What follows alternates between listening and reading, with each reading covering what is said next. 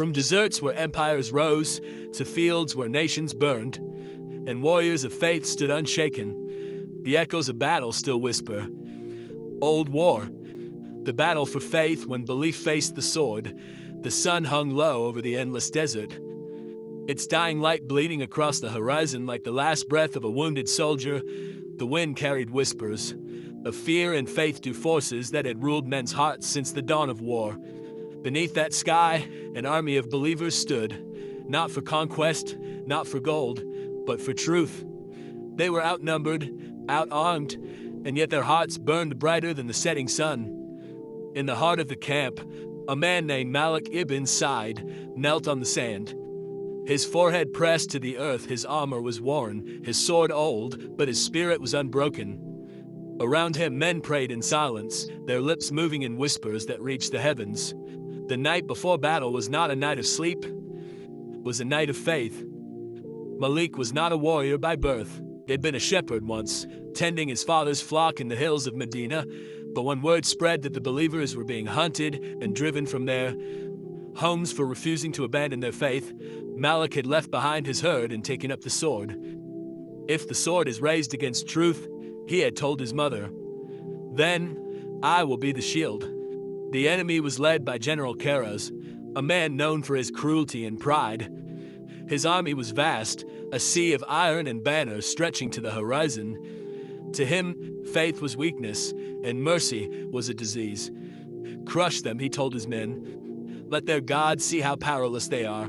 He laughed, but deep within him, a strange unease stirred. He had heard tales of these believers, how they faced death with smiles, how they spoke of paradise as though it were within reach. As dawn approached, Malik rose from his prayer. The camp was silent. Save for the wind, he looked around at his brother's men who had left everything behind for one cause. La ilaha illallah. There was no fear in their eyes, only resolve. Malik's friend, Yusuf, tightened the strap of his shield and smiled. If we fall today, he said, we fall upon the path of truth. Malik nodded, and if we live, he replied, we live to remind the world that faith is stronger than fear. The trumpet of war sounded. Dust rose like a storm as thousands of hooves thundered across the plain. The enemy advanced in waves, their armor shining, their swords screaming through the air. The believers formed a tight line, shoulder to shoulder. Their leader raised his hand and called, do not fight for anger, fight for Allah. Victory belongs not to the sword, but to the steadfast heart.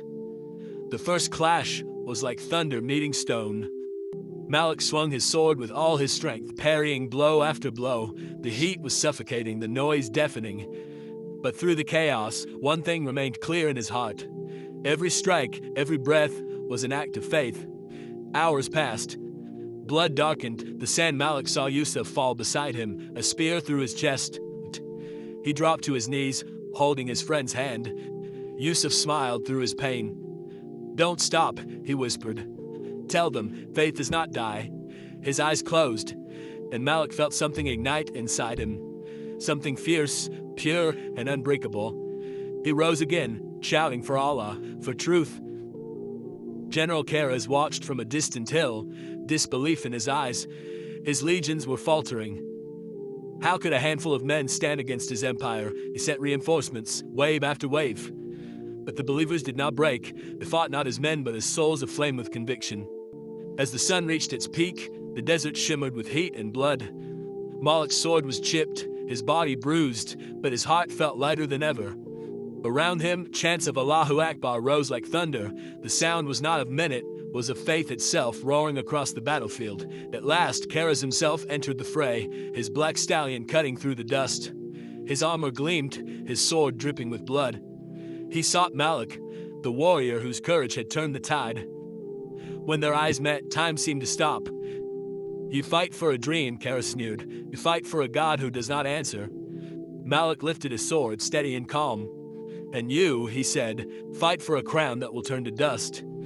Their blades met with a sound like thunder. The duel was fierce and brutal, steel against faith. Karaz fought with rage. Malik fought with purpose. Every swing of Karaz's sword was fueled by pride, every strike of Malik's by prayer. At one moment, Kharaz disarmed him, sending Malik's sword clattering to the ground. The general raised his weapon for the final blow. But Malik, bleeding and unarmed, whispered a verse under his breath. Victory is only from Allah. With a surge of strength he did not understand, Malik rolled aside, grabbed a fallen spear, and drove it into Kharaz's chest. The general gasped, his eyes wide with disbelief. How does faith defeat power? He choked. Malik knelt beside him and said softly, because power ends where faith begins. The general fell, his army faltering as their leader lay still. The field grew quiet, save for the whisper of the wind over the dead. The believers, though few, had triumphed it because they were stronger, but because they had never surrendered their hearts. As night descended, Malik stood among the fallen. The stars above shone brighter than ever, as if heaven itself was watching. He looked down at Yusuf's body and smiled sadly. "You were right, my brother," he said. "Faith does not die." He raised his sword to the sky, its edge reflecting the starlight. Around him, the survivors knelt, tears mixing with the sand. They had no riches, no lands, no glory, only faith. But that was enough. Days later, word of the battle spread across the lands. People spoke of the men who stood for truth when the world stood against them. They called it the battle for faith. And though many had fallen, their story became immortal. It was said that the desert where they fought still carries the echo of their prayers, whispered by the wind in the dead of night. Years passed. Malik grew old. His beard turned white. His hands shook with age. But his heart was as strong as ever. He lived in a small village, teaching the young about the day when belief faced the sword, and did not falter one evening. As the sun set and the sky turned gold, a child asked him, "Master, were you afraid that day?" Malik smiled. "Yes," he said softly, "I was afraid. But faith is not the absence of fear, it is standing firm despite it." The boy looked at him, wide-eyed.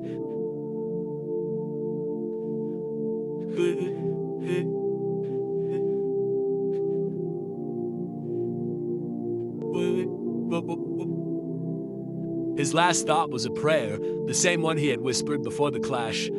"O Allah, grant us strength to stand for truth, even when the sword is raised." When dawn came, he was gone, his body still, but his face peaceful. The villagers buried him on a small hill overlooking the desert, and when the wind blew, it carried a sound that some swore was not the wind at all, but a whisper of Fatha, reminder that belief once truly held never dies.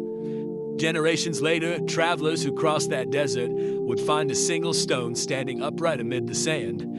Upon it, carved by unseen hands, were the words, "Here stood men who faced the sword and did not bow. Here faith triumphed." And when the sun sets upon that ancient land, the light still burns red upon the sand, as though the battle never truly ended, because the battle for faith is fought in every heart, in every age, whenever belief faces the sword.